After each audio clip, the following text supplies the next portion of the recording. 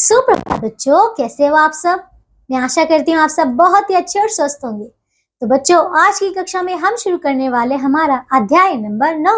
इसका नाम है क्रिया। ठीक है बच्चों, से पिछली कक्षा में आपने क्या पढ़े थे? आपने पढ़े थे विशेषण। तो क्या आप सभी ने उसका अच्छे से अभ्यास कर लिया? बताइए। मैं आशा करती हूँ कि आप सभी ने उसका बहुत अच्छे से अभ्यास कर लिया होगा। ठीक है, चलिए आइए अब हम शुरू करते हैं हमारा ये नया अध्याय क्रिया। ठीक है, क्रिया यानी कि बच्चों वर्ब। ठीक है, चलिए शुरू करें। तो बच्चों, सबसे पहले हम देखते हैं क्रिया की परिभाषा इसकी क्रिया की है क्या। ठीक है, देखिए, जिन शब्दों से किसी काम के करने या होने का बोध हो उन्हें क्रिया कहते हैं। बच्चों समझ आए?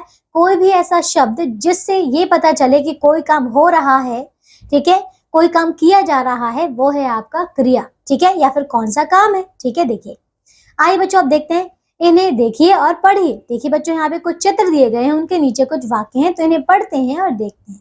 आइए देखिए। तो बच्चों पहले देखिए क्या है यहाँ पे। आरती झूला झूल रही है। ठीक है, आरती क्या कर रही है? आरती झूला झूल रही है। ठीक है, दूसरा, बच्चा पढ़ रहा है। क्या कर रहा है? पढ़ रहा है।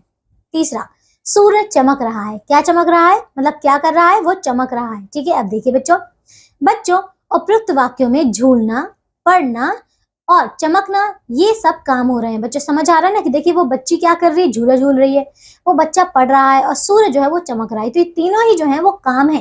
ठीक है, तो काम कई प्रकार के होते हैं। कुछ काम अपने आप हो जाते हैं, कुछ काम हम करते हैं, व कुछ काम हम दूसरों से करवाते हैं। ठीक है ना बच्चों, समझ आ रहा है?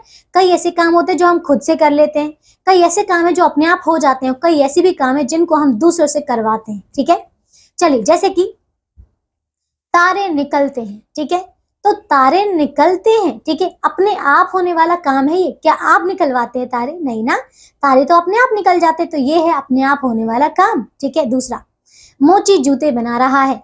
तो बच्चों इसमें क्या है? ये है अपने आप करने वाला काम। ठीक है, मोची क्या कर रहा है? जूते बना रहा है, वो अपना काम स्वयं कर रहा है। ठीक है, तीसरा देखिए, मालकिन नौकर से सफाई करवा रही है। तो इसमें क्या हो रहा है? दूसरों से करवाने वाला काम है ये।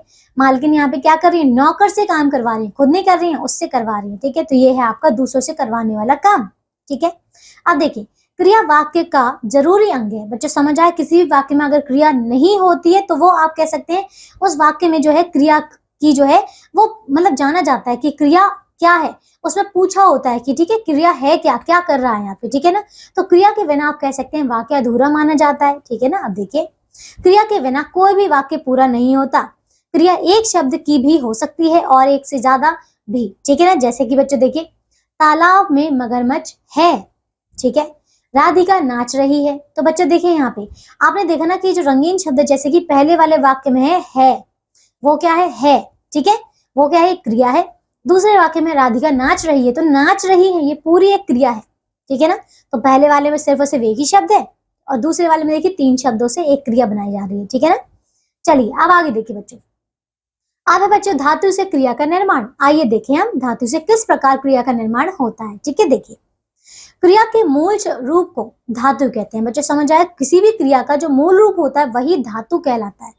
ठीक है ना, धातु में ना जोड़कर सामान्य क्रिया बनाई जाती है, जैसे कि उड़ जमा ना, तो बनेगा उड़ना।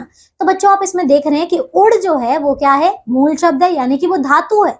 उसमें हमने ना जोड़ दिया तो ये बन गया है उड़ना, जो कि अब क्रिया बन चुका है। ठीक है, अब देखिए बच्चों कुछ अन्य क्रिया शब्द पढ़िए। ठीक है, देखिए बच्चों यहाँ पे कुछ और क्रियाएं हैं, इन्हें पढ़ते हैं। देखिए, जैसे कि आना, जाना, जागना, सोना, लाना, देना, रोना, पीना, गिरना, उठना, सुनना, पढ़ना, कूदना, दौड़ना, चढ़ना, उतरना, खेलना, नहाना, देखना, पुकारना। ठीक है ना, ये सभी जो है वो क्रियाएं हैं। ठीक है ना, आइए बच्चों अब हम देखते हैं क्रिया के प्रकार। ठीक है, देखिए, तो बच्चों क्रिया 2 प्रकार की होती हैं। कौन कौन सी? पहला है अकर्मक क्रिया, यानी कि बच्चों इंट्रांसिटिव वर्ब। ठीक है बच्चों, और दूसरा है बच्चों सकर्मक क्रिया, यानी कि ट्रांजिटिव वर्ब।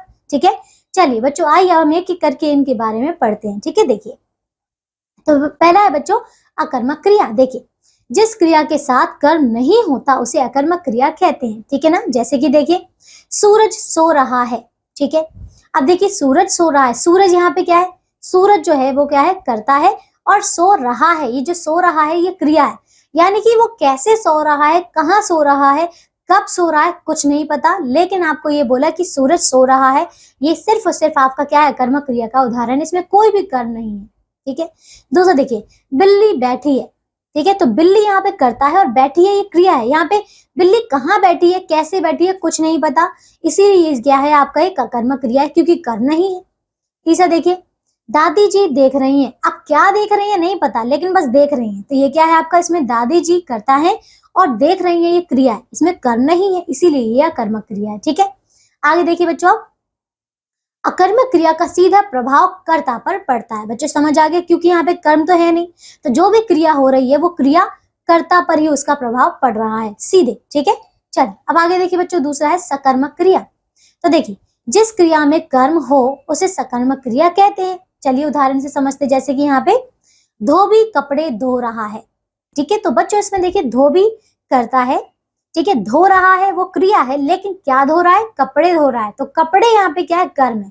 ठीक है ना, तो इसका देखिए दूसरा बच्चा देखिए, विशाल पुस्तक पढ़ रहा है। तो देखिए विशाल यहाँ पे करता है, पढ़ रहा है क्रिया है, और क्या पढ़ रहा है, पुस्तक पढ़ रहा है, तो पुस्तक यहाँ पे कर्म है। ठीक है ना। ममता कुत्ते को घुमा रही है। ठीक है ना, तो ममता यहाँ पे करता है, घुमा रही है ये क्रिया है, लेकिन किसको घुमा रही है, कुत्ते को घुमा रही है, ये है आपका कर्म। ठीक है ना। चलिए बच्चों, तो ये तीनों उदाहरण जो हैं आपके कौन से हैं, सकर्मक क्रिया के उदाहरण है। ठीक है ना। ये अध्याय हमारा पूरा हो चुका है बच्चों। मैं आशा करती हूँ यहाँ पे आपने अब क्रिया के बारे में बहुत अच्छे से सब कुछ जान लिया होगा। ठीक है ना। चलिए आइए हम एक बार और देख लेते हैं कि हमने इस पाठ से क्या क्या सीखा है। देखिए बच्चों, तो पहला है, जिन शब्दों से किसी काम के करने या होने का बोध हो उन्हें क्रिया कहते हैं। दूसरा, क्रिया करने वाले को कर्ता कहते हैं। तीसरा देखिए बच्चों, क्रिया के मूल रूप को धातु कहते हैं। क्रिया के दो प्रकार होते हैं, अकर्मक क्रिया और सकर्मक क्रिया। ठीक है। जिस क्रिया के साथ कर्म नहीं होता उसे अकर्मक क्रिया कहते हैं, जिस क्रिया में कर्म हो उसे सकर्मक क्रिया कहते हैं। ठीक है ना। चलिए बच्चों, तो ये अध्याय हमारा पूरा हो चुका है। हमने इसमें अच्छी तरीके से देख लिया है कि क्रिया क्या होती है, कितने प्रकार की होती है। ठीक है ना। चलिए बच्चों, इसके अंतिम में आपको अभ्यास के प्रश्नोत्तर दिए गए हैं, तो सभी बच्चे इन्हें पूर्ण करने का प्रयास करेंगे। ठीक है ना, और पूर्ण करेंगे। ठीक है ना। अब हम मिलेंगे नई कक्षा में ऐसे ही नए अध्याय के साथ। तब तक के लिए आप सब अपना ध्यान रखिए और स्वस्थ रहिए, और बच्चों सारे प्रश्नों को पूरा करते रहिए। ठीक है ना। चलिए बाय बच्चों।